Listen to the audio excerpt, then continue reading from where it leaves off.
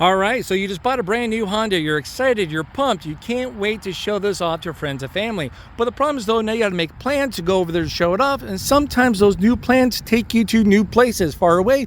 You're not for sure how to get there or the best route to get there on time. But hey, that's not a problem because we have built-in Google now with the Prologue. So as you get into the vehicle, we'll come over here to the touch screen. You'll see this icon right there. You select that.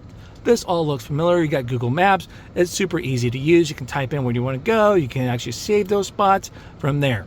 Now, the cool thing is that you can actually take your Google Maps and put it right up here on the driver's interface screen while having something else right up there.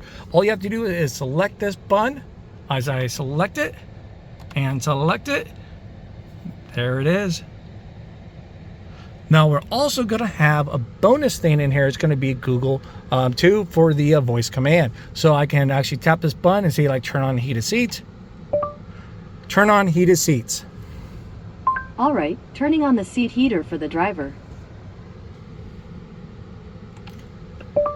Set climate to 75 degrees. Got it. Changing the auto climate control to 75 degrees. There we go. Cool things with Google.